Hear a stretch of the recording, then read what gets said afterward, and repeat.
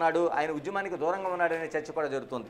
ఇలా చర్చ జరుగుతున్న నేపథ్యంలో ఈ కీలకంగా ఉద్యమాన్ని ఎవరు నడిపిస్తారు అంటే మనం తీసుకున్నది ఇప్పటికే 40 మంది నక్సలైట్లు ఈ మధ్య కాలంలో మావోయిస్టులు లొంగుబాటు అనేది మావోయిస్టు ఉద్యమానికి అతిపెద్ద దెబ్బగా మనం ఆలోచన చేసాం. అంటే ఎక్కడైతే నంబాల ఎన్కౌంటర్ దగ్గర నుంచి కూడా ఒక కీలక దశ జరుగుతూనే ఉంది. ఎందుకంటే పూర్తిగా ఆపరేషన్ కగార్లోన కర్రిగుట్టలో జరుగుతున్న ఆపరేషన్ కర్రిగుట్టను చుట్టుముట్టారు, ఎక్కడికక్కడ మావోయిస్టులని వేరువేశారు. దేశవ్యాప్తంగా మనం చూసుకుంటే వేల సంఖ్యలో మావోయిస్టులని ఆపరేషన్ కగార్ పేరుతో ఎన్కౌంటర్ల పేరుతో వాళ్ళని మట్టుపెట్టిన విషయం మనకు స్పష్టంగా కనిపిస్తుంది. ఎందుకంటే అప్పట్లో జరిగిన ఎన్కౌంటర్లోన 1-2 ఎన్కౌంటర్లు జరిగితే దాన్ని పెద్దగా అనుకునేవాడు. ఎందుకంటే ఒక ఎన్కౌంటర్ జరిగిన తర్వాత మావోయిస్టులు దానికి ప్రతిగా ఎన్కౌంటర్ చేస్తున్న దశ అయితే మనకి కనిపిస్తోంది. అంటే వీడిని అంటే మావోయిస్టులు ఎదురు దెబ్బ కొట్టడం, తర్వాత మావోయిస్టులు ఎదురు కాల్పులు జరపడం, తర్వాత ల్యాండ్ మైన్ కావచ్చు, క్లోమర్ మైన్ కావచ్చు, ఇలాంటి వాటితో పోలీసుల్ని లేకపోతే మిగతా మిలిటరీ దళాలను మట్టుపెట్టిన ఘటనలు ఉన్నాయి. కానీ ఆపరేషన్ కగార్ స్టార్ట్ అయిన తర్వాత కేవలం ఏకపక్షంగానే అదంతా మనకి కనిపిస్తోంది. ఉద్యమం చివరి దశకి వచ్చింది అనడానికి ఇప్పుడు ఏదైతే దేవజీ తిరుపతి లొంగుబాటు, మరోవైపు మళ్ళా రాజిరెడ్డి లొంగుబాటు అనేవి కీలకంగా కనిపిస్తున్నాయి. ఇంకా గట్టిగా చూసుకుంటే తెలంగాణలోన Shivdhar Reddy DGP last time ప్రకటించిన ప్రకారం తెలంగాణకు సంబంధించిన 15 నుంచి 16 మంది మాత్రమే ఇంకా ఈ రాష్ట్రానికి సంబంధించిన వాళ్ళు. ఎందుకంటే కీలకంగా దేశవ్యాప్తంగా జరిగిన ఉద్యమంలో అత్యంత కీలకంగా తెలంగాణ రాష్ట్రం ఉంది కాబట్టి, ఉమ్మడి ఆంధ్రప్రదేశ్తో పోల్చుకుంటే తెలంగాణ రాష్ట్రం అత్యంత కీలకంగా ఉంది కాబట్టి ఇందులో ఉండే కేవలం 15 నుంచి 16 మంది మాత్రమే ఉన్నారు. వీళ్ళ లొంగుబాటు కావచ్చు, లేకపోతే వీళ్ళ ఎన్కౌంటర్ కార్డు జరిగితే చాలా వరకు ఉద్యమానికి పెద్ద దెబ్బ. ఇంకా తెలంగాణ నుంచి ఇంకెవరు కీలకమైన నేతలు ఉండరనేది ప్రకటించారు. ఒక ముప్పాళ్ళ గణపతి ఏదైతే లక్ష్మణరావు ఉన్నాడో ఆయన అనారోగ్యంతో ఉన్నాడు, దేశాన్ని విడిచిపెట్టారు కాబట్టి అది చాలా వరకు ప్రకటన చేస్తున్నారు. కానీ ఈరోజు ఏదైతే దేవిజీ మరోవైపు రాజిరెడ్డి లొంగుబాటు ఉందో, ఈ లొంగుబాటు తర్వాత పూర్తిగా ఒక తుది దశకు వచ్చింది ఆపరేషన్ కగార్ అనేది మనకి కనిపిస్తుంది. ఏదైతే ఒక లక్ష్యాన్ని పెట్టుకున్నారో, బీజేపీ లక్ష్యాన్ని పెట్టుకుందో, దీనికి సంబంధించి అమిత్ షా చేసిన ప్రకటన ఏదైతే ఉందో మార్చి 31, 2026 నాటికి ఖచ్చితంగా మావోయిస్టులు లేని మావోయిస్టు రహిత భారతదేశాన్ని నిర్మిస్తున్న ప్రకటనకి ఇది దీనిగా మనకి ఒక ఆధారంగా మనకు కనిపిస్తుంది. అంటే ఇది నిజంగా అయ్యే అవకాశం ఉందా అంటే అవ్వదనే ప్రకటనలు కూడా కనిపిస్తున్నాయి. నిన్న కూడా చాలామంది అంటే ఒక కీలకంగా మావోయిస్టు పార్టీకి కావచ్చు, మరి ప్రభుత్వానికి కావచ్చు, ఒక సలహాదారుగా జర్నలిస్టులు కావచ్చు, మిగతా కీలకమైన వ్యక్తులు కావచ్చు, వీళ్ళందరూ కూడా నిన్న ఒక ప్రకటన చేశారు. ప్రభుత్వం మరోవైపు మావోయిస్టులు కూడా కీలకంగా ఒక సమన్వయంతో నడవాల్సిన అవసరం ఉంది. మావోయిస్టులు కూడా ఆ తుపాకీని విడిచిపెట్టి జనజీవన స్రవంతిలోకి రావాలి. ఇది జరుగుతున్న పరిణామాల నేపథ్యంలో ప్రజలకి ఎటువంటి ఇబ్బంది లేకుండా, శాంతి భద్రతలకు విఘాతం లేకుండా జరపాలని ఒక నిన్న కీలకమైన దాదాపు ఒక 6 కీలకమైన నేతలు అటు మేధావులుగా ఉన్న వాళ్ళందరూ విజ్ఞప్తి చేసిన 24 గంటలు ఒక 12 గంటలు గడవక ముందే ఈ విధమైన పరిణామం చోటు చేసుకోవడం కూడా ఒక కీలకమైన అంశంగా చెప్పాలి. నిజంగానే మావోయిస్టు ఉద్యమానికి అంత దెబ్బ తగిలిందా? నిజంగా దెబ్బ తగ్గడానికి ఆపరేషన్ కగారే కీలకంగా ఉంటుందా? ఈ కర్రిగుట్టలో జరిగిన ఆపరేషన్తో తెలంగాణలో పూర్తిగా ఉద్యమం అంతరించిపోయినట్టు అనే విషయాల్ని మనతో రిటైర్డ్ పోలీసు అధికారి రెడ్డన్న మనతో ఉన్నారు. రెడ్డన్న గారు నమస్తే. రెడ్డన్న గారు, మీరు ఎందుకంటే అటు మావోయిస్టు ఉద్యమాన్ని కావచ్చు, లేకపోతే హైదరాబాద్లో ఉండే కీలకమైన ఆపరేషన్స్ కావచ్చు, అనేక వాటిలో మీరు కీలకంగా ఉండే వ్యక్తి మీరు. ఇప్పుడు మనకి దేవజీ కావచ్చు, తిరుపతి, మరోవైపు రాజిరెడ్డి కావచ్చు, ఈ ఇద్దరు లొంగుబాటు అంటే గతంలో జరిగిన అనేక లొంగుబాట్లు కావచ్చు, ఎన్కౌంటర్లు కావచ్చు, లేకపోతే నంబాల ఎన్కౌంటర్ కావచ్చు, ఇవన్నీ చూసిన తర్వాత మీకు ఇప్పుడు ఏమనిస్తుంది? అంటే ఆపరేషన్ కగారికి ఇది చివరి దశగా మనం అనుకోవాల్సిన అవసరం ఉందా? 100కి 100 చివరి దశే. ఎందుకంటే ఇప్పుడు పరిస్థితులు వేరే, ఉద్యమము రావడానికి కారణాలు వేరే. నక్సల్బరీలో ఆ రోజు రావడానికి చాలా ఆవశ్యకత ఉంది. నక్సల్ మూమెంట్ చాలా అవసరం ఉండేది. ఇప్పుడు ఆ అవసరం లేదు. చాలా వరకు కమ్యూనికేషన్ పెరిగింది, రోడ్డు వ్యవస్థ పెరిగింది, అదేవిధంగా విద్య ప్రతి ఒక్కళ్ళకి జరుగుతోంది, కమ్యూనికేషన్లు, రోడ్లు. అదే కాకుండా ప్రజలు చైతన్యవంతులైనారు. ఈ దశలో ఎక్స్ట్రీమిస్ట్ ఆర్గనైజేషన్ అవసరం అంటూ తగ్గిపోయింది. అదేవిధంగా ఇంకోటి ఏమిటంటే చాలా సందర్భాల్లో ఉద్యమంలో కొంచెం పట్టదారు పట్టింది కూడా ఉద్యమం ఒకానొక సందర్భంలో. సో ఇటువంటి పరిస్థితుల్లో ఉద్యమం, అదే కాకుండా అందరూ అనుకునేది ఏమంటే మీరు జనజీవన స్రవంతిలో కలిసిన తర్వాత మామూలుగా మీరు జనజీవన స్రవంతిలో కలిసిపోయిన తర్వాత మీరు ప్రజాస్వామ్యకంగా ఎన్నికల్లో పాల్గొన్న తర్వాత మీరు ఎమ్మెల్యేగానో ఎంపీగానో దేశ సేవకులుగా మీరు ప్రజలకు ఏమి కావాలో అది చేరువై చేయండి అనేటువంటి నినాదం అప్పటి నుంచి ముందుకుంది. సో అందువల్ల డెఫినెట్గా ఈ ఆపరేషన్ కగారు వల్ల ఇది ఒక వన్ సైడెడ్, రెండో సైడ్ కాదు. ముందైతే ల్యాండ్ మైన్ దగ్గర నుంచి ఏదో ఒక రకంగా పోలీసుల్ని, అదేవిధంగా సైన్యాన్ని, ఎవరినైనా సిఆర్పిఎఫ్ని కానీ మట్టు పెట్టేవాళ్ళు. ఇప్పుడు ప్రతీకార చర్యలు ఎక్కువగా ఉండేవి. ఒకసారి ఒక చిన్న పోలీస్ ఎన్కౌంటర్ అయింది అంటే దానికి ప్రతీకారంగా ల్యాండ్ మైన్స్ ఒకటి కాదు ఎన్నో జరిగేవి. అటువంటిది ఇప్పుడు ఆపరేషన్ కగార్ తర్వాత వన్ సైడెడ్ అయిపోయింది. అదేవిధంగా ఉద్యమంలో చేరే వాళ్ళ సంఖ్య కూడా గణనీయంగా తగ్గిపోయింది. అదేవిధంగా ఉద్యమాన్ని బలపరిచే వాళ్ళ సంఖ్య కూడా గణనీయంగా తగ్గిపోయింది.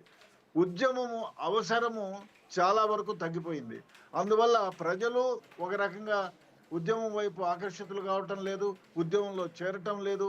అదేవిధంగా ప్రజలకు కూడా ఉద్యమం యొక్క ఏమైతే అవసరం ఉందో అది చాలా వరకు అవసరం లేకుండా పోయింది. దానికి కమ్యూనికేషన్ వ్యవస్థ, ఇప్పుడు మీకు ఏదైనా అన్యాయం, ముందు కాలంలో అయితే 30 ఏళ్ళ 40 ఏళ్ల క్రితం అయితే భూస్వాములు, అదేవిధంగా మైట్ ఈజ్ రైట్, ఎవరైతే డబ్బున్నాళ్ళు వాళ్ళు పేదల్ని హింసించేవాళ్ళు, వాళ్ళ భూములు లాక్కునేవాళ్ళు. అందువల్లనే ఈ ఉద్యమం వెస్ట్ బెంగాల్లో స్టార్ట్ అయింది. సో ఆ విధంగా ఉన్నది. ఇప్పుడు ఈ కాలంలో కమ్యూనికేషన్ పెరిగింది. అదేవిధంగా ఇప్పుడు మనం చూస్తే ఏదన్నా ఇప్పుడు 20 ఏళ్ల క్రితం ఏదన్నా ఒక చిన్న విషయం జరిగితే అది ప్రజలకు చేరవేయాలంటే చాలా సమయం పట్టింది. ఇప్పుడు అట్లా కాదు, అక్కడ జరుగుతూ ఉండగానే ఇక్కడ లైవ్ టెలికాస్ట్ అవుతూ ఉంది. సో ప్రజలు చైతన్యవంతులైనారు. ఎక్కడ అన్యాయం జరిగినా కూడా ఈ సోషల్ మీడియా వల్ల బయటకు వస్తూ ఉంది. కాబట్టి ఉద్యమంని సపోర్ట్ చేసేవాళ్ళు కొరబడిపోయినారు, చేరే వాళ్ళ సంఖ్య కొరబడిపోయినారు. అందులో ఉద్యమం లక్ష్యాలు కూడా నిలవేరే పరిస్థితులు లేవు. అందువల్లనే అదే చివరి దశకి చేరింది ఉద్యమం.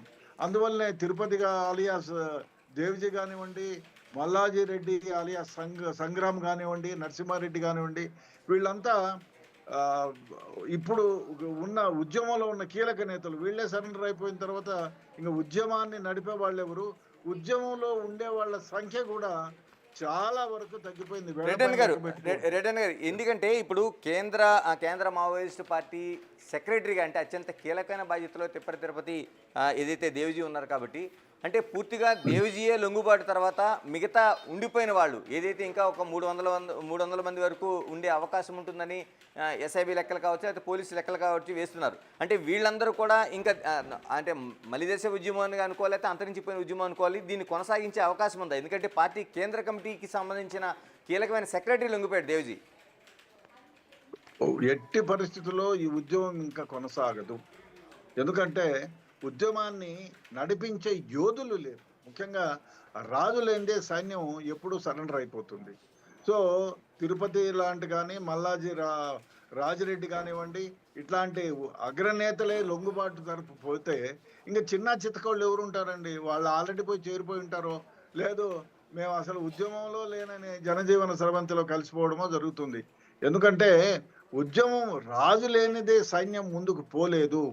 ఊహలు రచించాలన్నా, వీళ్లకు 10 రకాలుగా ఆదుకోవాలన్నా, ఫైనాన్షియల్గా కూడా వీళ్ళకి తోడ్పాటు ఉండాలన్నా డెఫినెట్గా ఒక ఉద్యమ నాయకుడు ఉండాలి. అది కొరబడినప్పుడు ఉద్యమం ఇంకా నీరు గారిపోయినట్టే. డెఫినెట్గా ఇది లాస్ట్ స్టేజ్ అనే చెప్పాలి. ఏమనుకోవాలంటే ఇప్పుడు దేవిజీ లాంటి వాళ్ళు కానీ లేకపోతే రాజిరెడ్డి కానీ లొంగుబాటులోన అంటే ఖచ్చితంగా ఈ ఆపరేషన్ అనే దాంట్లో ఖచ్చితంగా ఎన్కౌంటర్ జరుగుతుంది అంటే హతమైపోతారని భయాందోళనలు ఉండబట్టే లొంగిపోయారంటారా? అవును. ఒకటి ఏమంటే వయసు రీత్యా వయసు పైబడింది. అదే కాకుండా ఉద్యమాన్ని సపోర్ట్ చేసే వాళ్ళ సంఖ్య కూడా గణనీయంగా తగ్గిపోయింది. ఉద్యమంలో ఆకర్షితులై వచ్చి చేరే వాళ్ళ సంఖ్య గణనీయంగా తగ్గిపోయింది. సో ఉద్యమం ఇన్ని విధాలుగా దెబ్బ కొట్టిన తర్వాత పోలీసులు ఈ కగారు తర్వాత వేటాడుతున్నారు. సో ఎక్కడా నిలువు నీడ లేదు వాళ్ళకి. సో ఏముంది, పోతే ఎన్కౌంటర్లో చనిపోవాలా లేదా లొంగుబాటు కావాలా? సో చనిపోవడం కంటే ఈ ముసలి వయసులో, ముగ్ధ వయసులో సరెండర్ అయ్యేదే ఉత్తమం అని వాళ్ళే ఉద్యమ నేతలే అనుకున్నప్పుడు ఇంకా చిత్తగా వాళ్ళు ఉంటారా? I don't think. బహుశా 1-2 నెలల లోపలనే డెఫినెట్గా ఉద్యమం ముగిసిపోయినట్టు అనుకోవచ్చు మనం. అంటే ఆపరేషన్ కగార్కి సంబంధించి మార్చి 31 మనకి డెడ్ లైన్. ఎందుకంటే 2026కే కేంద్ర హోంమంత్రి అమిత్ షా ఒక టార్గెట్ పెట్టారు. అంటే ఈ లోపుగానే అయిపోయే అవకాశాలు అయితే కనిపిస్తున్నాయి మనకి. డెఫినెట్గా డెఫినెట్గా అంత దూరం కూడా ఉండదేమో. ఎందుకంటే అగ్రనేతలే వచ్చేసినప్పుడు, సరెండర్ అయినప్పుడు మిగతా వాళ్ళు ఎవరైనా ఉంటారా? అసలు నేను ఉద్యమం అంటే ఏందో నాకు తెలియదని పక్కదారి పట్టే పరిస్థితి ఉంది కాబట్టి డెఫినెట్గా అంత లోపలనే ఉద్యమం అంతరించిపోతుంది అనేది నా భావన. అంటే ఇప్పుడు Telangana DGP Shivadhar Reddy last time మనకి ప్రకటించిన దాంట్లో తెలంగాణకు సంబంధించిన కీలకమైన నేతలు 15 నుంచి 16 మంది ఉన్నారు. అందులో మనకి రాజిరెడ్డి కావచ్చు, దేవ్జీ కావచ్చు, వీళ్ళిద్దరి పేర్లు కూడా ప్రస్తావించారు. ఇప్పుడు మిగిలిన వాళ్ళు అంటే మీకు చాలా వరకు ఐడియా ఉండి ఉంటుంది. ఎందుకంటే ఇప్పుడు ఈ కీలకమైన నేతలు లొంగిపోయారు, ఇప్పుడు ఇంకొంతమంది కూడా లొంగారు అంటున్నారు. అంటే మిగిలిన వాళ్ళు దీన్ని లీడ్ చేసే అవకాశం లేదా? లేదు, క్వశ్చనే లేదు. ఎందుకంటే ఈ అగ్రనేతలే ఇప్పుడు వాళ్ళకి ఫైనాన్షియల్ సపోర్ట్ కావాలి. అదేవిధంగా ఫైనాన్షియల్ సపోర్ట్ ఉండాలి, మెన్ పవర్ ఉండాలి. అదేవిధంగా ఉద్యమానికి సంబంధించినటువంటి వెపన్స్ అవసరం. ఇవన్నీ ఏర్పరిచే వాళ్ళు అగ్రనేతలే లేనప్పుడు ఇంక ఏం చేయగలుగుతారు? వీడు చేతులతో పట్టుకొని కర్రలు పట్టుకొని పోయి పోలీసులు మిలిటరీ పైన పోరాడగలుగుతారా? కాబట్టి ఉద్యమం అంతరించిపోయిందనే అనుకోవాలి. ఆల్మోస్ట్ రాజిరెడ్డి, తిరుపతి నరసింహారెడ్డి లొంగిపోయిన తర్వాత ఉద్యమం చమరగీతమే అనుకోవాలి. అంటే ఒకటి రెడ్డి గారు, ఇప్పుడు చాలా వరకు నక్సల్బరీ ఉద్యమం కావచ్చు, లేకపోతే నక్సలైట్ సంబంధించిన మన శ్రీకాకుళం నుంచి పాలకొండ దగ్గర నుంచి ఉద్యమం కావచ్చు, ఇవన్నీ తీసుకున్నప్పుడు కొండపల్లి సీతారామయ్య పేరు ఆ రోజున మారుమోగింది. ఆ ఉద్యమానికి ఉవ్వెత్తని తీసుకెళ్లారు. అనేక మంది విద్యార్థి ఉద్యమానికి, రాడికల్ ఉద్యమానికి తీసుకెళ్లి నక్సల్స్గా మార్చిన దశ కనిపించింది. ఆ తర్వాత మనకి మనం చూసుకుంటే గణపతి అంటే అలియాసు ముప్పాళ్ళ లక్ష్మణరావు పేరు వినిపిస్తుంది. ఇంకా ఆయన బతికే ఉన్నాడు, ఆయన ఐడియాలజీ బతికే ఉంది, దేశంలో లేడంటున్నారు. కానీ ఇంకా బయట దేశాలు ఎక్కడ ఉండంటారు. ఎందుకంటే ఒక కీలకమైన వ్యక్తి గణపతి ఉండగా ఈ ఉద్యమానికి చివరి దశ అని మనం ఎలా చెప్పగలుగుతాం? ఒకటండి, ఇప్పుడు ఇండియాలో ఉన్నాడా, అందరూ ఎక్కడో బార్డర్ దేశాల్లో ఉన్నాడు, శ్రీలంకలో ఉన్నాడనో, నేపాల్లో ఉన్నాడని ఇట్లా రూమర్లు అయితే ఉన్నాయి. నాకు తెలిసి గణపతి బ్రతికి ఉన్నా ఉద్యమాన్ని సపోర్ట్ చేసే వాళ్ళ సంఖ్య లేదు. అందువల్ల డెఫినెట్గా ఆయన ఆయన కూడా సరెండర్ అయిపోవచ్చు, లేదా అక్కడే ఇప్పుడు ఎట్లయితే అజ్ఞాతంలో ఉన్నాడో అదే విధంగా అజ్ఞాతంలో గడిపే ఆస్కారం కూడా ఉంది. ఎందుకంటే ఉద్యమాన్ని సపోర్ట్ చేయాలంటే మనీ కావాలి, మ్యాన్ పవర్ కావాలి, వెపన్స్ కావాలి. ఈ సమీకరణ లేనిదే ఏమీ చేయలేరు. అదేవిధంగా నీ ఉనికే కాపాడుకోలేనప్పుడు నువ్వు ఉద్యమాన్ని ఏం నడపగలుగుతావు? అదే కాకుండా ఇప్పుడు కమ్యూనికేషన్ ఉంది. మీకు ముందు కాలంలో 30 ఏళ్ల క్రితం టెలిఫోన్ వ్యవస్థ లేదు. ఇప్పుడు మీరు అదే కాకుండా ఎక్కడ దాక్కున్నా, ఏ కలుగులో దాక్కున్నా మిమ్మల్ని గుర్తించేటువంటి వ్యవస్థ ఉంది, రాడార్ వ్యవస్థ ఉంది. అదేవిధంగా మనకి టెలిఫోన్ వ్యవస్థలో, సెల్ ఫోన్ వ్యవస్థలో చాలా రకాలైనటువంటి మార్పులు వచ్చాయి.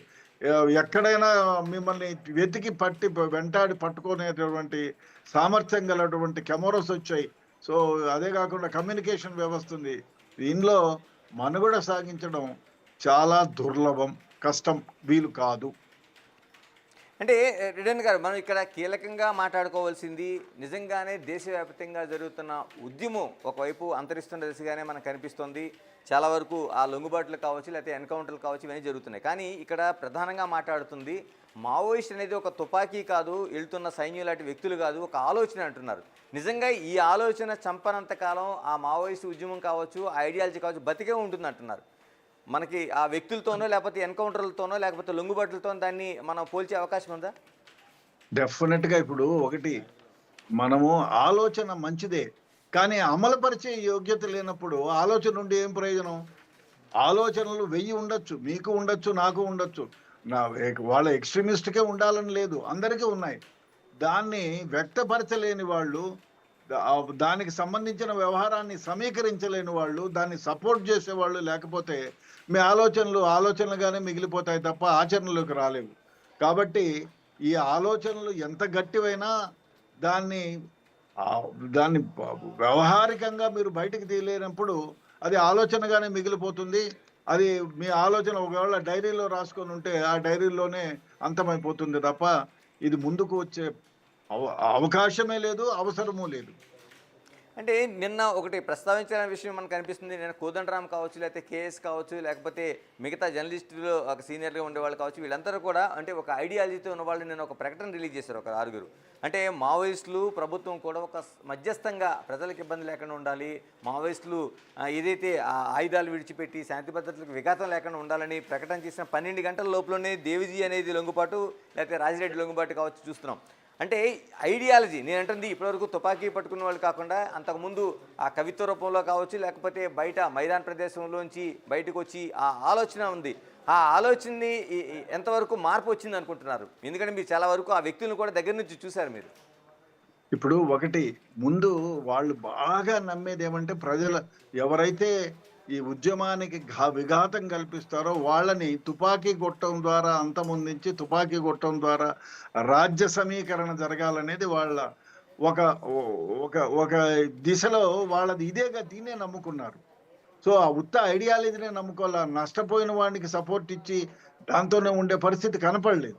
ఇప్పుడు ఏమైపోయింది, ఇప్పుడు ఉత్త ఐడియాలజీ ఇప్పుడు మీరు వాళ్ళు ప్రభుత్వాలు కానివ్వండి ఎవరైనా అనేది ఏమంటే అయ్యా మీరు ప్రజలకు మేలు చేయాలనుకుంటే జనజీవన స్రవంతిలో కలవండి, ఉద్యమం కానివ్వండి ఇతర దేశాల్లో కానీ ఈ దేశంలో కానీ. ఇప్పుడు గాంధీజీ ఉద్యమం నడిపాడు, తుపాకీ పెట్టుకొని ఎదురేగాడా? మీరు ఉద్యమంలో బాగా ఎక్కడైతే అన్యాయం జరిగిందో, ఎక్కడైతే ప్రజలకు దోపిడీకి గురవుతున్నాడు అక్కడ ఉద్యమకారులుగా రండి, మీకు జరిగిన అన్యాయాన్ని, ప్రజలకు జరిగిన అన్యాయాన్ని మీరు 10 మందికి చేరవేయండి. ప్రభుత్వం ఒకవేళ అవినీతి పాలుంటే దాన్ని బయటకు తీసుకురండి. ఆ విధంగా చేయగలగచ్చు ఉద్యమంలో. అంతేగాని వాళ్ళ ఐడియాలజీనే వేరు కదా. ఉద్యమం అంటే తుపాకీ కొట్టం, దాని ద్వారానే రాజ్యాధికారం, మేము మా మాట విన్నోళ్ళకి మేము తుపాకీ గుండ్లతోనే సమాధానం చెప్తామని భయపెట్టి బాపెట్టి ఉద్యమాన్ని తీసుకెళ్లిన వాళ్ళు ఇప్పుడు మామూలుగా ఉండి ప్రజలలో మమేకమై ప్రజల కష్టాలు తెలుసుకొని పోరాడితే మంచిదే, చాలా మంచిది. కానీ ఆ విధంగా జరగదని నా భావన. ఆ విధంగా వస్తే మంచిదే, చేయొచ్చు ఎప్పుడైనా. ఇప్పుడు అన్యాయం ఎక్కడే ముందు కాలంలో అయితే ఎక్కడా తెలిసేది కాదు. ఇప్పుడు చిన్న అన్యాయం జరిగితే సోషల్ మీడియాలో మీరు డెఫినెట్గా ప్రతి ఇంటికి చేరవేయచ్చు, దాన్ని ఒక పెద్ద ఉద్యమంగా రేపుకోవచ్చు. కానీ ఆ విధంగా చేసే అవకాశము వాళ్ళకున్న, ఆ విధంగా చేయలేరేమో అన్నటువంటిది నా భావన.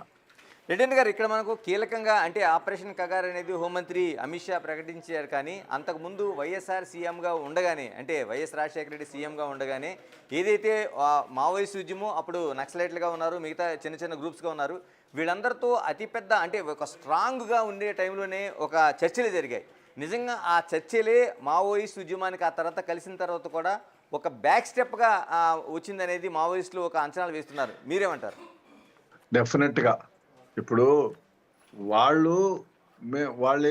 అందరూ ఏమన్నారు, ఉద్యమంలోకి మీరు రావాలంటే మీరు తుపాకీని నమ్ముకోకుండా వదిలేసి మామూలుగా జనజీవన స్రవంతిలో కలిసిపోయి ప్రజలతో మమేకమై మీరు ఒక లీడర్లుగా ఎదగండి, ప్రజలకు ఏం సహాయం చేయాలో చేయండి అనేది ఆ రోజు నుండి ఈ రోజు ఉంది. రాజశేఖర రెడ్డి గారు టైంలోనే ఉంది. కానీ ఆ రోజు అనుకోకుండా జరిగిన కొన్ని సంఘటన వల్ల ఉద్యమ నేతలు వెళ్ళిపోవడం, అది అసంతృప్తిగా మిగిలిపోవడం, ఆ తర్వాత చాలా ఎన్కౌంటర్లు జరగడం, ఇది అయిపోయింది. నిజం చెప్తే ఆ రోజు నుంచే ఆ ఉద్యమం వెనుకడుగేసిందనే అనుకోవాలి. అంటే ఇప్పుడు ఆపరేషన్ కగారు జరుగుతుంది అంటే ఆ రోజున కగారు, ఈ రోజు ప్రకటన కగారు కావచ్చు, ఆ రోజు వైఎస్ది కావచ్చు, ఈ మధ్యలో ఉండే దాంట్లో చాలామంది మావోయిస్టులు కీలకమైన నేతలు లొంగిపోయారు. ఇప్పుడు వీళ్ళందరూ వెన్నుపోటు పడవడం వల్లే ఉద్యమం అనేది అనేక ప్రకటనలు అయితే మనం చూస్తున్నాం. చాలా వరకు అప్పుడప్పుడు వచ్చే ప్రకటనలోన లొంగిపోయిన వాళ్ళే ఈ ఉద్యమాన్ని కీలకంగా నష్టపరుస్తున్నారనేది. మీరేమంటారు? ఒక పోలీస్ అధికారిగా మీరు పనిచేశారు, ఇలాంటి ఆపరేషన్ జరిగే అవకాశం ఉంది? డెఫినెట్గా ఇప్పుడు లొంగిపోయిన వాళ్ళని అడుగుతాం, బాబు నువ్వు ఎక్కడున్నావు, నీ ఫ్రెండ్స్ ఎవరు, నువ్వు ఎక్కడెక్కడ తిరిగావు, ఎవరెవరి దగ్గర డబ్బులు సమీకరించావు, డబ్బులు ఎక్కడ దాచావు, జనరల్గా అడగకుండా ఎవరు ఉండరు కదా. అడుగుతారు. కొన్ని సందర్భాల్లో అందరూ ఏం చెప్పలే, ముళ్ళుతోనే తీయాలని మనం నయీం లాంటి వాళ్ళని పెట్టుకొని కొన్ని ఇన్ఫర్మేషన్లు తీసుకున్న సందర్భాలు ఉన్నాయి. అదేవిధంగా ఇన్ఫార్మెంట్ లొంగిపోయిన వాళ్ళు చాలామంది పోలీస్ ఇన్ఫార్మర్గా మారిపోయినారు. వాళ్ళు ఇచ్చిన అటువంటి సమాచారంతో ఉద్యమానికి కొంచెం ఆఘాతాలు కల్పించేటువంటి పరిస్థితులు కూడా చాలా సందర్భాల్లో మనం చూసాం. అటువంటి సందర్భాల్లో పాల్గొన్న వాళ్ళని, ఇన్ఫర్మేషన్ ఇచ్చిన వాళ్ళని కూడా ఎక్స్ట్రీమిస్ట్ ఆర్గనైజేషన్లు వాళ్ళని వెంటాడి వెంటాడి చంపిన రోజులు ఉన్నాయి. సో ఆ కాలాలన్నీ పోయినాయి. ఇప్పుడు మనకి కాలము అన్ని విధాలా ఒకే ఉండేది. ఇప్పుడు మనము తోపుడు బండ్లలోనే ఎక్కడికైనా సరుకులు తీసుకెళ్లాలంటే అవుతుందా? మారిపోయింది. దాంతో పాటు ప్రజలతో పాటు అన్నిటితో పాటు మనం మారాలి. అది మార్పు రాకుండా ఇంకా తుపాకీ కొట్టము, మేము నమ్ముకున్న సిద్ధాంతం, మీరు నమ్ముకున్న సిద్ధాంతాలు మంచివే. కానీ మీరు చేసే పద్ధతి మంచిది కాదు. అందువల్ల ఇప్పుడైనా చేయొచ్చు, తప్పులేదు. చాలా దేశాల్లో చిన్న ఉద్యమంతోనే సామ్రాజ్యాలు కూలిపోయినాయి. మన పక్క దేశాల్లో చూస్తున్నాం.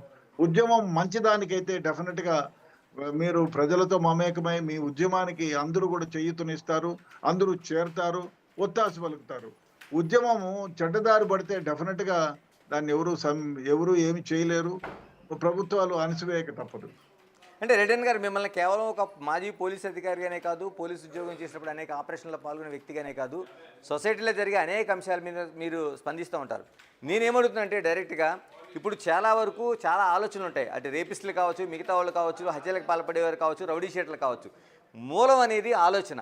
అలాంటి ఆలోచన మార్పు వచ్చినప్పుడే చాలా వరకు జరుగుతుంది. మనం మావోయిస్టులు కూడా దాన్ని అన్వయించుకుంటే ఖచ్చితంగా ఈ రోజున తుపాకీ పట్టుకున్న వాళ్ళందరినీ ఎన్కౌంటర్ చేయడం ద్వారానో లేకపోతే లొంగుబాటుకి ఈ విధంగా ఆపరేషన్ కగారు ద్వారా చేసినంత మాత్రాన ఏదైతే ఒక ఐడియాలజీ ఉంది, అంటే అణగారిన సమాజం కావచ్చు, లేకపోతే ఒత్తిడి ఎదుర్కొంటున్న సమాజం కావచ్చు, లేకపోతే అభివృద్ధికి దూరంగా ఉన్న సమాజం కావచ్చు, వీళ్ళందరి నుండి ఒక ఆలోచన అనేది ఉంటుంది. ఆ తిరుగుబాటు ఆలోచన అనేది ఉన్నప్పుడు దాన్ని చేయడం కోసం, అంటే ఇప్పుడు ఆపరేషన్ కగారు ద్వారా ఇవన్నీ చేస్తున్నారు, ఓకే, ఆ ఆలోచనని ఎండ్ చేయడం కోసం ఎలాంటి స్టెప్స్ తీసుకుంటే బాగుంటుంది గవర్నమెంట్? గవర్నమెంట్ కూడా ఇప్పుడు ఎక్కడ అన్యాయం జరిగిద్దో ఆ అన్యాయాన్ని ఎందుకు జరిగింది, ఎవరు దానికి మూల కారణం అనే దాంట్లో డెఫినెట్‌గా వాళ్ళు ఆలోచన చేసి ఆ మూలాన్ని అంతం చేయగలిగితే డెఫినెట్‌గా ఉద్యమాలు మళ్ళీ పైకి రావు. ఎందుకంటే ప్రజలు ఎందుకు పోరాటం చేస్తారు? ప్రజలే కాదు, ఉద్యమకారులు కూడా ఎందుకు పోరాటం చేస్తారు? ఎక్కడ అన్యాయం జరుగుతుందో అక్కడ ఒక గొంతు లేస్తుంది. ఒకరు దాన్ని బలమైనగా వినిపిస్తే దాంతో పాటు వేల గొంతులు బయటకొస్తాయి. కాబట్టి ఆ దిశలో ప్రయాణం చేయాలి గానీ ఉద్యమముని ఉద్యమంగానే చూడాలి. అంటే అన్యాయం ఎక్కడ జరిగిందో దాన్ని హింసాత్మకంగా తీసుకెళ్లితే మాత్రం ఉద్యమం అణచివేతకు గురవుతుంది. కానీ హింసాత్మకంగా కాకుండా ప్రజలను ఎడ్యుకేట్ చేసి ఇటువంటిది జరిగింది కాబట్టి దీన్ని అందరం నిర్మూలించాలి అనే పద్ధతిలో పోరాటం చేసేవాళ్ళు కానీ, ఉద్యమదారులు కానీ వెళితే డెఫినెట్‌గా వాళ్ళకు అంతిమ విజయమే ఉంటుంది. కానీ అదే విధంగా కాకుండా హింసాత్మకంగా లా అండ్ ఆర్డర్‌ని తమ చేతిలోకి తీసుకోవాలా, చట్టాన్ని తమ చేతిలోకి తీసుకోవాలనుకుంటే మాత్రం ఏ ఉద్యమమైనా నిలబడదు. చివరిగా చెప్పండి, అంటే మావోయిస్టులు ఇంత బలంగా ఉన్న దశ నుంచి ఈరోజు తప్పించుకు తిరగడం కావచ్చు, లేకపోతే ఎన్కౌంటర్ జరగడం కావచ్చు, కీలకమైన నేతల లొంగుబాటు కావచ్చు, ఎక్కడ మావోయిస్టు ఉద్యమాన్ని మనం ఆ ఉద్యమంలో భాగంగా చూడకపోయినా ఎక్కడ తప్పు జరిగింది అనుకుంటున్నారు మీరు? ఎందుకంటే మీరు చాలా వరకు దాన్ని ఆ అంచనాలు కూడా వేయగలిగారు, అనేక దశల్లో మీరు పనిచేశారు కాబట్టి. ఇప్పుడు ఒకటి వాళ్ళు నమ్మినది ఏమిటంటే హింసతోనే మనం రాజ్యాధికారాన్ని తేగలము, హింసతోనే ప్రజలను భయపెట్టి వాళ్ళని సరైన రీతిలో నడిపించగలము అనేది అది వాళ్ళ ఆలోచన. అదొక్కటే చెడ్డ ఆలోచన. దాన్నే నమ్ముకున్నారు. అందువల్ల ఏమైపోయిందంటే ఉద్యమము హింసగా మారకూడదు, హింసించి ఉద్యమాన్ని నడపకూడదు. ఎందుకంటే మీరు ఉద్యమం ఏ దిశలో ఉన్నా, ఏ దేశంలో ఉన్నా కూడా హింస కాకుండా వాళ్ళని ప్రజలు ఎడ్యుకేట్ చేసి ప్రజలను మీ వెనకాల నడిపించుకోగలిగితే ఎంతటి ఉద్యమైనా సాధిస్తారు, విజయం సాధిస్తుంది. అదే కాకుండా హింసాత్మకంగా మీరు ఉద్యమాలు నడపాలనుకుంటే డెఫినెట్‌గా ఏదో ఒక టైంలో చమరగీతం పాడక తప్పదు. కాబట్టి ఉద్యమాలు చేయండి, ప్రజలకు సపోర్ట్‌గా ఉండండి, మీరు జనజీవన స్రవంతిలో కలవండి, మీరు ఒక ఎమ్మెల్యేగా పోరాడండి. ఒక ఎమ్మెల్యే ఇప్పుడు చూడండి, ఎవరికైనా అన్యాయం జరిగితే ఒక ఎమ్మెల్యే వచ్చి నిలబడితే ఆయనతో పాటు వందల మంది, వేల మంది వచ్చి నిలబడతారు. ఆ విధంగా మీరు ఎవరైనా ఇప్పుడు ప్రభుత్వంలో పనిచేసే వాళ్ళు కానివ్వండి, ప్రభుత్వానికి అగైనెస్ట్‌గా ఉన్న పార్టీస్ కానివ్వండి, ఎక్కడైతే అన్యాయం మీరు చూడండి, ఇప్పుడు పాపులారిటీ కాదు, ప్రజల్లో ఆయన మంచి చేసినాడు, ముందు కాలంలో లాగా అతను మంచి చేసినాడు అనేది ఈజీగా ప్రజల్లోకి చేరవేయొచ్చు. ఆ విధంగా సోషల్ మీడియా ఉంది, మన ఎలక్ట్రానిక్ మీడియా, ప్రింట్ మీడియా అంత యాక్టివ్గా ఉంది. సో కాబట్టి డెఫినెట్‌గా ఆ దిశలో ప్రయాణం చేస్తే ఈ ఉద్యమం అణగారిపోయినా మరో ఉద్యమం మెలకువతో ఉండి ప్రజల్లో మమేకమై ప్రజలతో పాటు నడిచి నడిపే ఉద్యమాలు రావాలి. ఆ దిశగానే ఆ ఉద్యమకారులు ఆలోచించాలి. ఆ విధంగా జరిగితే డెఫినెట్‌గా ప్రజలకి, అణగారిన వాళ్ళకి మేలు జరుగుతుంది. ఇప్పటికీ వివక్ష కొనసాగుతుంది. నేను కాదనలేదు. కరెక్ట్. డెఫినెట్‌గా ఇప్పటికీ కరెక్ట్. మారుమూల ప్రదేశాల్లో వివక్ష కొనసాగుతుంది. ఈ వివక్ష అంతం చేయాలంటే డెఫినెట్‌గా ఏదో ఒక రకమైనటువంటి ఉద్యమం రావాలి. ప్రజల్ని చైతన్యపరచాలి. ప్రజల్ని ఎడ్యుకేట్ చేయాలి. అదేవిధంగా ప్రజల ప్రభుత్వంలో భాగస్వామ్యం కావాలి. ఆ విధంగా చేయగలిగితే డెఫినెట్‌గా ఏ ఉద్యమమైనా మళ్ళీ ప్రారంభం చేయవచ్చు. రెడ్డన్ గారు, నాకు ఇక్కడ గుర్తొస్తున్నది ఏంటంటే కమ్యూనిస్టు ఉద్యమంలో ఒక కీలకమైన అంశం అంటే ఏదైతే దస్ క్యాపిటల్ కార్ల్ మార్క్స్ కావచ్చు లేకపోతే ఎంగిల్స్ కావచ్చు రాసిన ఏదైతే ఒక సిద్ధాంత గ్రంథం ఉందో దానిలోంచి ఇవన్నీ కూడా పుట్టుకొచ్చిన ఉద్యమాలు, ఒక ఐడియాలజీలోంచి పుట్టుకొచ్చిన ఉద్యమాలు. ఇందులో కీలకంగా కమ్యూనిస్టులు, అటు మావోయిస్టులు కావచ్చు కమ్యూనిస్టులు కావచ్చు నమ్మేది 1 స్టెప్ బ్యాక్వర్డ్ 2 స్టెప్స్ ఫార్వర్డ్ అనేది కీలకమైన సిద్ధాంతంగా కనిపిస్తుంది. అది మావోయిస్టు కావచ్చు కమ్యూనిస్టులు కావచ్చు. నిజంగా ఈ రోజున దేవ్జీ కావచ్చు లేకపోతే మిగతా వాళ్ళు లొంగుబాటు కావచ్చు లేకపోతే ఎన్కౌంటర్ జరుగుతున్న తీరులో వాళ్ళు ఏ విధమైన యాక్టివిటీ లేకుండా ఉండడం కావచ్చు, ఇవన్నింటిలో కూడా కీలకమైన సిద్ధాంతం, మూల సిద్ధాంతం ఏదైతే ఉందో 1 స్టెప్ బ్యాక్వర్డ్ 2 స్టెప్స్ ఫార్వర్డ్ అనేది దాన్ని అనుసరించి ఒక వ్యూహంగా అనుకోవాలా లేకపోతే అదేం లేదనుకోవాలా? అస్సలు లేదు. ఎందుకంటే ఆ పరిస్థితులు లేవు. మీరు ఆ బుక్ రాసినప్పుడు ఆ పరిస్థితి ఉండేది. ఇప్పుడు లేదు. ఎందుకంటే మీకు ఆ కాలంలో అన్యాయాలు విపరీతంగా జరిగేవి. ప్రజలను ఎడ్యుకేట్ చేసే పరిస్థితులు లేవు. అందువల్ల 1 స్టెప్ బ్యాక్ అయితే 3 స్టెప్స్ ఫార్వర్డ్ అయిన సందర్భాలు ఉన్నాయి. కానీ ఇప్పుడు అది ఆ పరిస్థితి లేదు. ఆ వ్యవస్థ లేదు. అదే కాకుండా ఆ విధంగా పోరాడగలిగే వాళ్ళు లేరు. కాబట్టి డెఫినెట్‌గా ఇది జరగని వ్యవహారం. ఇప్పుడు మార్చి వరకే కాదు, అంతకు లోపలనే ఉద్యమం ముగిసిపోయినట్టే. ఉద్యమ అధ్యాయం ముగిసిపోయినట్టే. రైట్. రైట్. థ్యాంక్ యూ రెడ్డన్ గారు. అంటే టోటల్గా ఎవరు అంటే ఏ దశలో మనం చూసుకున్నా సరే మావోయిస్ట్ ఉద్యమానికి ఇది చివరి అంకం, చివరి ముగిసిపోయినట్టే మావోయిస్టుది అనేది ఒక కీలకమైనగా మనం భావించాల్సిన అవసరం ఉంది. గతంలో జరిగిన ఎన్కౌంటర్స్ కావచ్చు లేకపోతే కీలకమైన నాయకుల లొంగుబాటు కావచ్చు, అంటే ఇప్పుడు జరిగిన ఆ లొంగుబాటులకు సంబంధించి తీసుకుంటే చిన్న విషయం కాదు. ఎందుకంటే దేవ్జీ లొంగుబాటు అనేది సాధారణ విషయం కాదు. ఎందుకంటే దేవ్జీని ఎన్కౌంటర్ చేస్తారా లేకపోతే ఎక్కడైనా బంధించారా లేకపోతే అనేక మనకి ఎప్పటికప్పుడు వార్తలు వస్తూనే ఉంటాయి. దాదాపు 40 మందికి ఎన్కౌంటర్ జరిగిన తర్వాత అనేక మంది కీలక నేతలు లొంగిపోయిన తర్వాత ఇవన్నీ చూసిన తర్వాత దేవ్జీ అలియాస్ తిప్పరి తిరుపతికి సంబంధించిన లొంగుబాటు అనేది అత్యంత కీలకమైన విషయంగా మనం చూడాలి. ఎందుకంటే పోలీసులు ఎదుట లొంగిపోవడం అనేది దేవ్జీని ఎవరు కూడా ఉద్యమ నేతలు కావచ్చు లేకపోతే ఉద్యమాన్ని బయట నుంచి చూసేవాళ్ళు కావచ్చు ఎవరు కూడా ఊహించలేని విషయం. ఎందుకంటే మావోయిస్టుకి కీలక నేతగా అంటే కేంద్ర మావోయిస్టు పార్టీకి ఒక సెక్రటరీగా ఆయన అంచెలంచెలుగా ఎదిగిన దశ కావచ్చు. ఇవన్నీ చూసిన తర్వాత నిజంగా ఉద్యమానికి ఈ పరిస్థితి ఉంటుందా అంటే ఇది చివరి దశ. ఇంకా ఏదైతే కేంద్ర ప్రభుత్వం ప్రకటించిందో మార్చి 31 నాటికి 2026 నాటికి ఒక ఆపరేషన్ను కగారుతో మావోయిస్టు రహిత భారతదేశాన్ని